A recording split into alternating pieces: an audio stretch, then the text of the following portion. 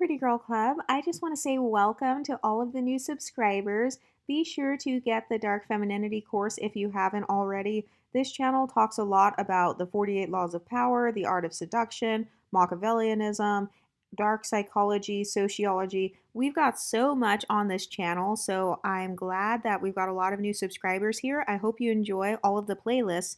But this video is called Exotical Vetting 101. Exoticals are highly sought after by men.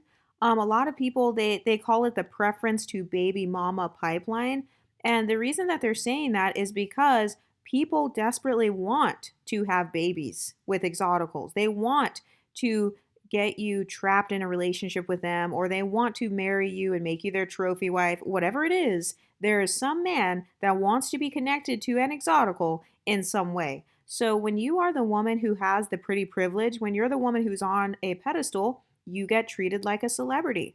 Be sure to check out my video called Pretty Women Get Treated Like Celebrities.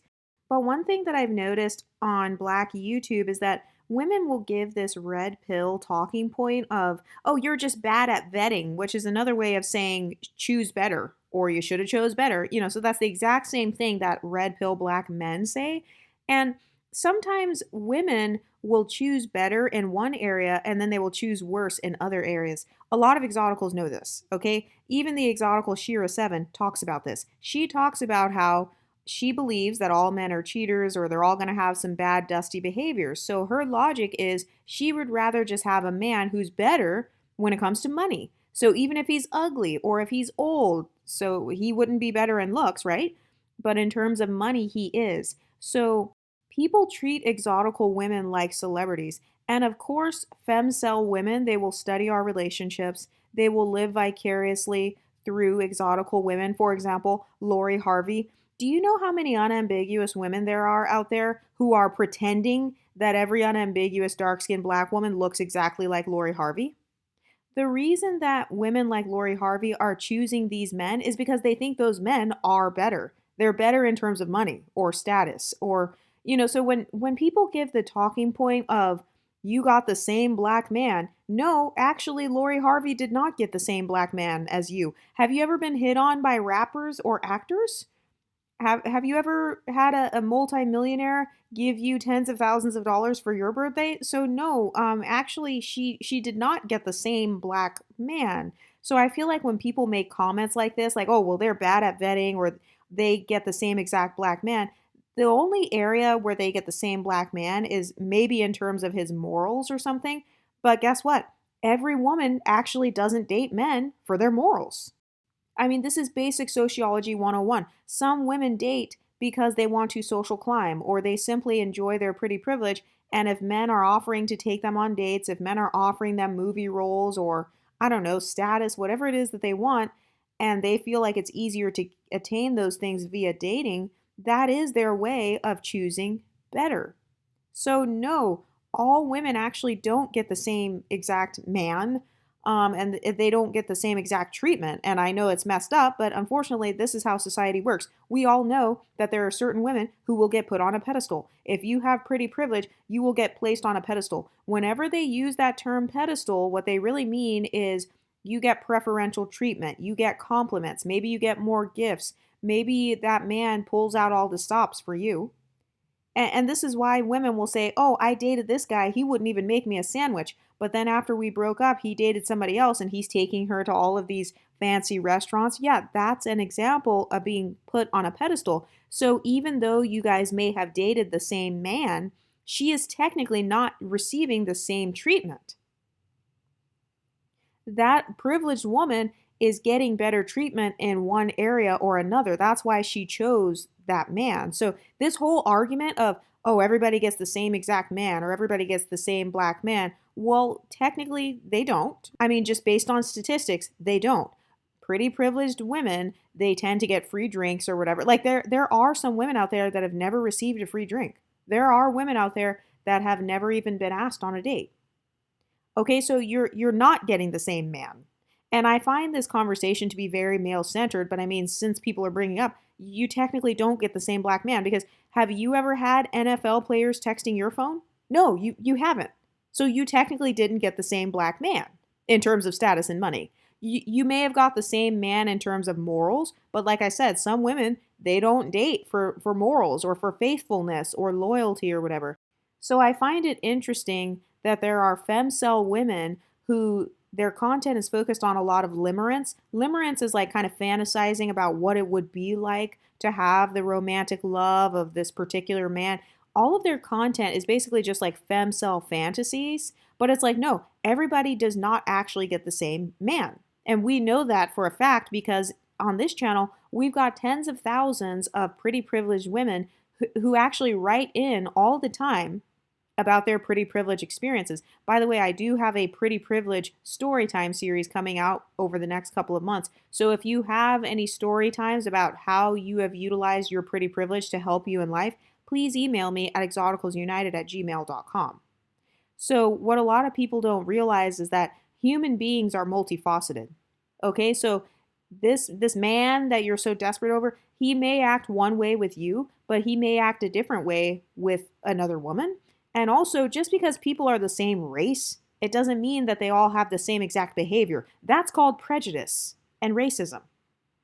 So just because a man or woman is black, it doesn't mean, oh my God, they're automatically going to have no morals whatsoever. And hey, trust me, you will never see me promoting any sort of relationships on this channel, but I'm just speaking from a sociology standpoint. If you are the type of woman who's on a pedestal, you're more likely to attract men who are on some form of a pedestal. Usually it's going to be in terms of money, though, or status. So no, every woman does not attract the quote-unquote same man. Because there are some women where they've literally talked about this. Go to O. Stefko's channel. O. Stefko is another Black empowerment content creator. She actually talked about her own personal dating experiences, and she said that on the actual dating apps that she would only match with men who had no cars or men who lived in their mother's basements. That is not the same type of man that everybody attracts. So I can make the argument just based on anecdotal evidence that no, technically everybody does not get the quote-unquote same man or the same black man. You've probably never been hit on by an NFL person. I literally just blocked a former NFL player on my phone last week. I swear to God. But I don't put men on such a high pedestal to the point where I view that as like, oh my God, this is so cool. Like, this is really my goal. But a lot of people, though, they view the pretty women as the celebrities. And so this is why you will see people who are digging into your personal life, or maybe they're like trying to nitpick your relationships. It's because you are on the pedestal. You are the Beyonce of their life. You are the diva in their life. You are living rent-free in their head. And so I know that some people, they're going to see this video and they're going to be like, well, morals are what's most important. Well, no, they're actually not. Morals are most important to good girls. Okay, so a lot of these women who are dating rappers and stuff, obviously they don't care about the guy's morals. Clearly they care more about the publicity or the money or the lifestyle or the experiences and like the status that they will gain by dating that man. The women who care about morals are usually the good girls or kind of like the traditional women. And I'm not faulting either one. I mean, we have both groups on this channel. But technically, in their minds, they actually did choose better. Okay, that NFL player, for example, he gave her access to a lifestyle that she would not have been able to maintain as easily without him. And then some of these women, they'll go as far as having babies by these men because then they get to have access to child support. And I mean, I'm not saying I would do that. I'm not telling women to do that. But to say that they're all just bad at vetting and to choose better, that's just another red pill talking point. That's another gaslighting talking point. Have you ever thought about the fact that maybe these men actually chose them? Some women simply decenter men, and then certain men will still chase them. We know this on this YouTube channel. We've got tens of thousands of women on this YouTube channel who have decentered men, and we still have men chasing us. So we actually have to decenter men because if we don't, we're always going to be texting somebody or always on a date or something like that. So femcell types of women, when I use that term femcell, a femcell is really just a pick-me who never got picked. So she is involuntarily celibate or she's involuntarily single. So she doesn't want to be single. She doesn't want to be celibate. She wants to trade places with Nara Smith. By the way, have you ever noticed that a lot of their relationship icons, especially in the divestment world, they're usually exoticals? A lot of their icons and what they aspire to be, they'll be looking up to women like Nara Smith, Jasmine Tooks. They'll be looking up to all of these multiracial, multicultural black women as their standard for relationships. Also, what some people need to understand too is that every woman has a different definition of relationship success. So a lot of femcells, they live, eat, and breathe romantic love because that's something they've never had access to. That's something they've never experienced. And so they feel like if you don't receive romantic love and loyalty from your boyfriend and get married and live happily ever after and become a trad wife, then you failed. So, in the eyes of a lot of swirlers and divestors, or even like Christian or religious women, that is kind of their goal. It's like, no, you have to get married and then be a trad wife, otherwise you failed. But notice how they don't hold the same standard to a lot of divestors, though. A lot of divested, unambiguous black women, they can be divorced. They could be kind of like hopping from relationship to relationship, and they will still consider those women successful. So this is also a form of fake outrage. Like, oh, so and so person, she chose the wrong man. She needs to choose better.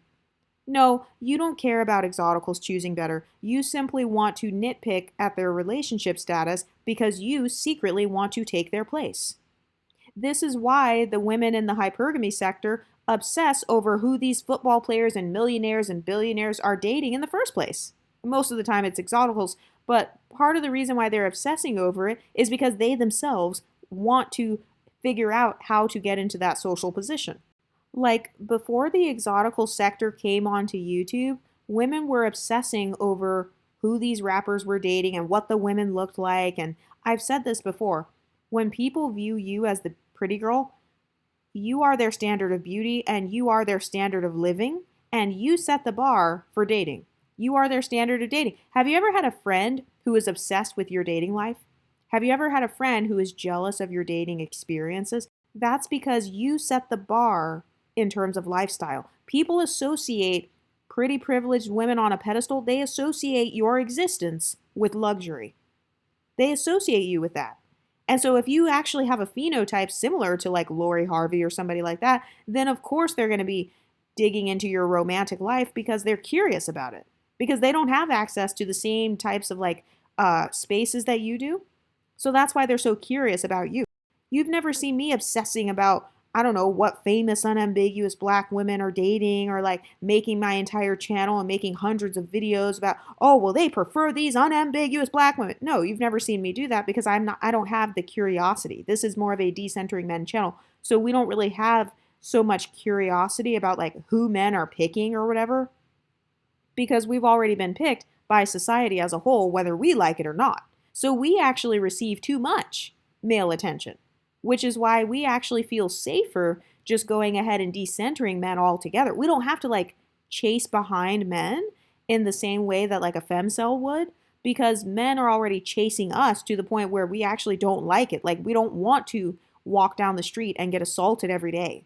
You know, we don't want to be assaulted. Like, unfortunately, I've been assaulted hundreds of times. I don't want to be assaulted every time that I go get on the subway or something like that. We don't like excessive male attention. But for the women who are validation starved and the women who are touch starved, they don't understand that. And so that's why they're so curious. That's why they will use pictures of exoticals in the thumbnail. That's why they're always obsessing and kind of living vicariously through women like Lori Harvey and their relationships, or they're looking at women like Marjorie Harvey as like this hypergamous queen, or like, oh, she's such a boss babe, she lives such this luxurious life. Usually their standard for luxury is a beautiful, pretty, privileged, exotical woman of some sort, whether she's light-skinned or dark-skinned, doesn't matter.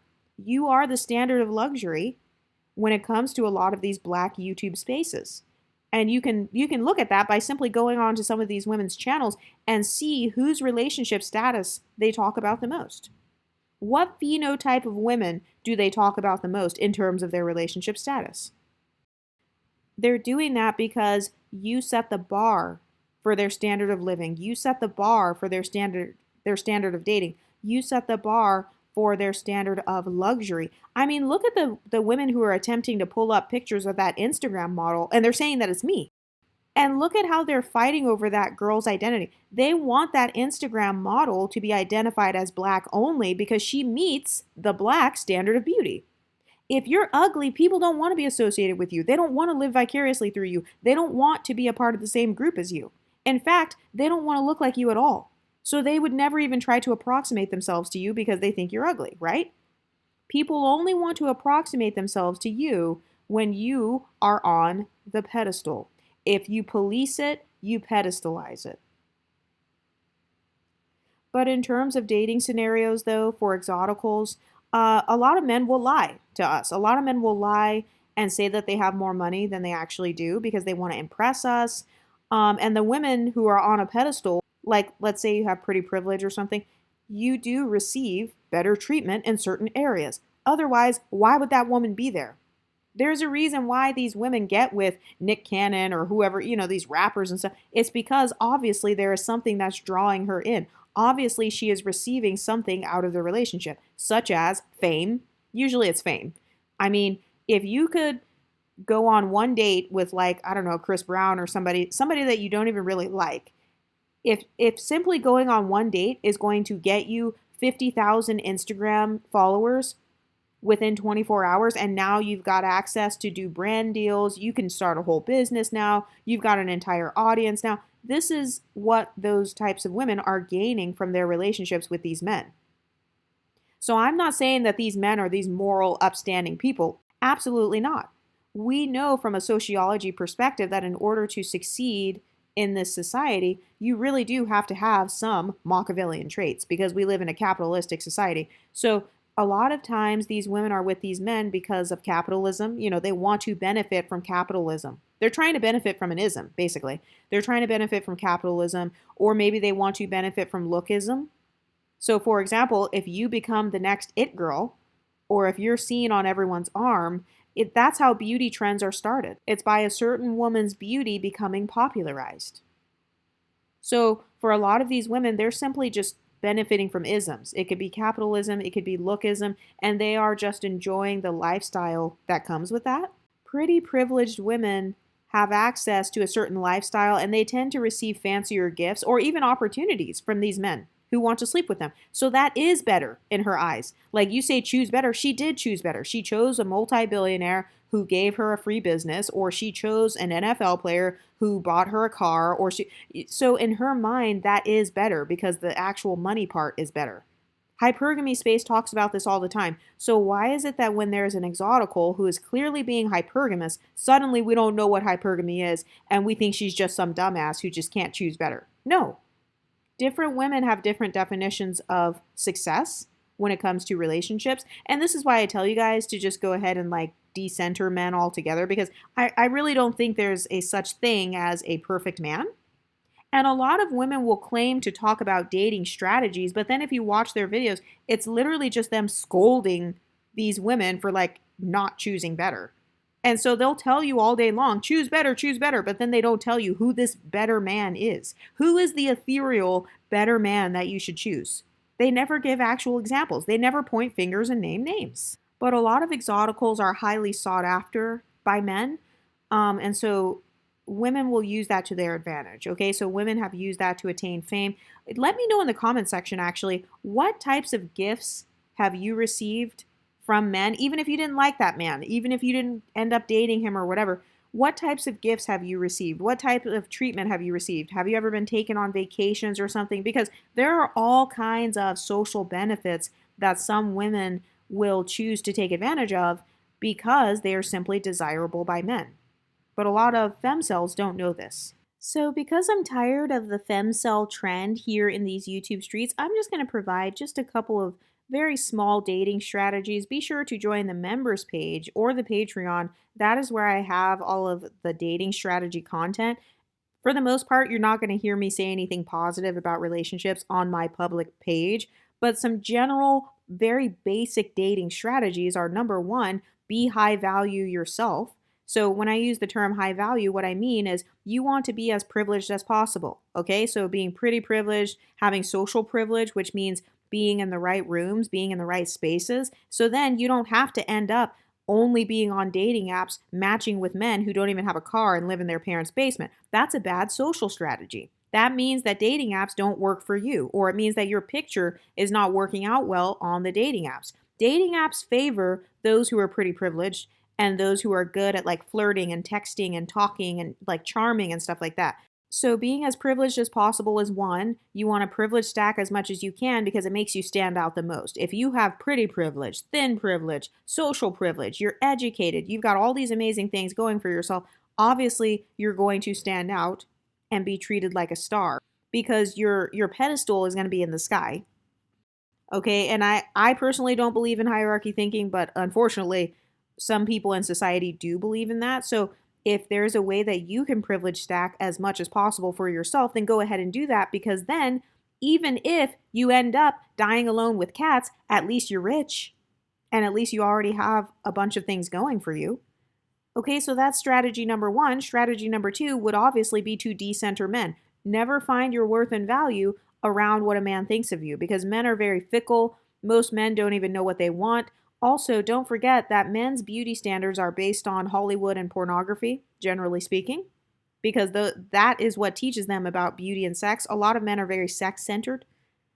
Okay, so another dating strategy is if you want to be pursued, then definitely don't entertain anybody that's not pursuing you. If he's not chasing you, he's not that into you. If he's not pursuing you, he's not texting you, he's not calling you, he's not scheduling a meetup, then he's not that into you. Number three is to remember that most men in society as a whole are not going to be emotionally compatible with you, just in general, okay? The average man walking down the street is not even emotionally or mentally stable. So all these women that are on Tinder and stuff, counting likes and like comparing how many compliments you get, that's not very smart because it's like, okay, what are you chasing after? Because if you truly were being genuine and just wanted some sort of relationship, don't you only need one boyfriend anyway? So why are you comparing yourself and calling people colorist because your light-skinned friend got 50 likes and you got 40 likes? Number four, you have to have very strict boundaries and be very ruthless with your time. I don't allow people to come in my life and waste my time. I don't spend my time comparing my dating life to another woman's dating life.